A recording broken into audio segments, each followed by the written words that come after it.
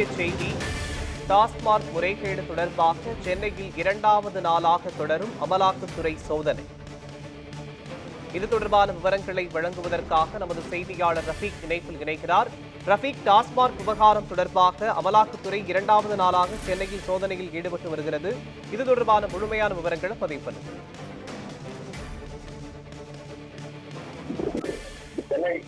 சென்னையில் அமலாக்கத்துறை டாஸ்மாக் முறைகேடு வழக்கில் நேற்று காலை முதல் பல்வேறு இடங்களில் அமலாக்கத்துறை அதிகாரிகள் சோதனை நடைபெற்று வருகின்றனர்.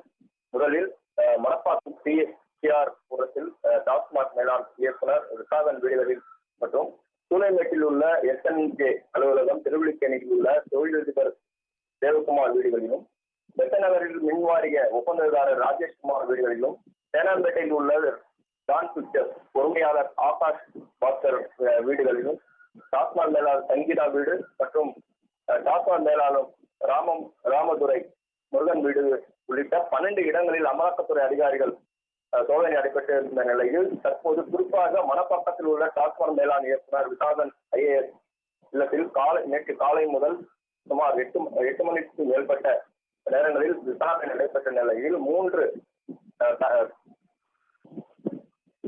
மணப்பாக்கம்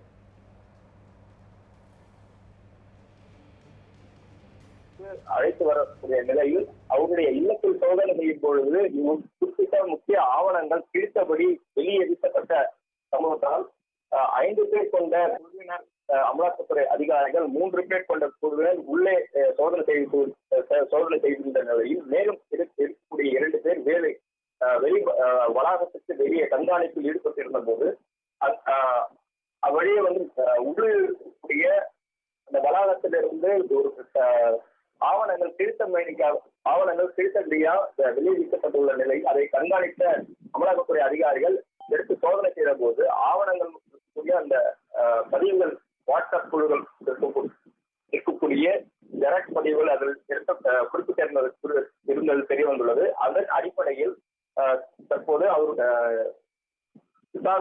விசாகன் முதலில் அமலாக்கத்துறை நுங்கம்பாக்கத்தில் இருக்கக்கூடிய அமலாக்கத்துறை அலுவலகத்திற்கு அழைத்து சென்று தீவிர விசாரணை தொடர் விசாரணை மேற்கொண்டனர். தொடர் விசாரணை அடிப்படையில் அவருடைய மனைவியையும் அமலாக்கத்துறை அதிகாரிகள் நுங்கம்பாக்கத்தில் காரில் அழைத்து வந்தனர். ஆனால் காரில் இருந்து இறக்கி விடாமல் அங்கு உள்ளிருந்தே விசாரணை தொடங்கப்பட்டுள்ளதாக கூறப்படுகிறது. மேலும் விசாரணையில் விசாகனுடைய மகன் மற்றும் அவருடைய மகள் ஆகிய இருவரையும் அவர்களுடைய வீட்டிலேயே தனிப்பட்ட முறையில் விசாரணை மேற்கொண்டனர் என்றும் கூறப்படுகிறது. தொடர்ச்சியாக இந்த விசாரணை நடைபெற்று வரும் நிலையில் அவருடைய முக்கிய வாக்குமூலமாக எழுத்துக்குழுமாகவும் காணொலி காட்சிகள் மூலமாகவும் பதிவு செய்யப்பட்டுள்ளன.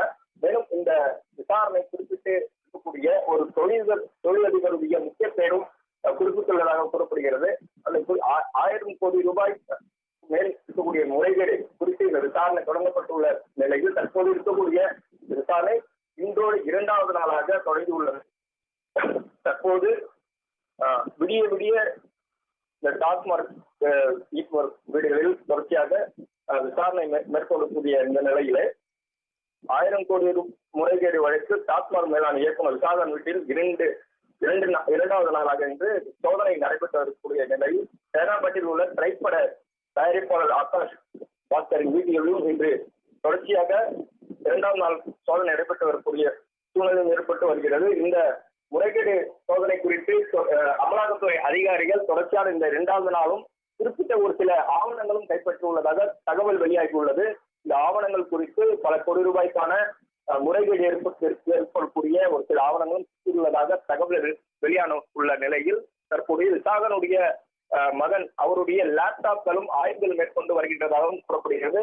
இந்த தொடர்ச்சியான சோதனை மேலும் விடுபடி தகவல்கள் மற்றும் விடுபடியான கேள்விகளுக்கு பதில் அளிக்க முடியாமல் இருந்து வருவதாகவும் கூறப்படுகிறது. விசாகன் கூடிய ஒவ்வொரு பதில்களும் முக்கியத்துவமாக இருக்கக்கூடிய சூழ்நிலையில் அமலாக்கத்துறை அதிகாரிகள் தொடர்ச்சியாக இந்த விசாரணை தொடர்கிறது என்பது குறிப்பிடத்தக்கது. மேலும் இந்த விசாரணை இந்த 24 மணி நேரத்துக்கு மேலே கூட ஆகுவதற்கு வாய்ப்புகள் இருக்கு. குறிப்பிட்ட ஆவணங்கள் ஏதேனும் ஆதாரங்கள் இருந்தால் கைது நடவடிக்கைகளுக்கும் ஏற்பட வாய்ப்புள்ளதாக அமலாக்கத்துறை அதிகாரிகள் தரப்பிலிருந்து தகவல் வெளியாகியுள்ளன. விவரங்களுக்கு நன்றி ரஃபீக்.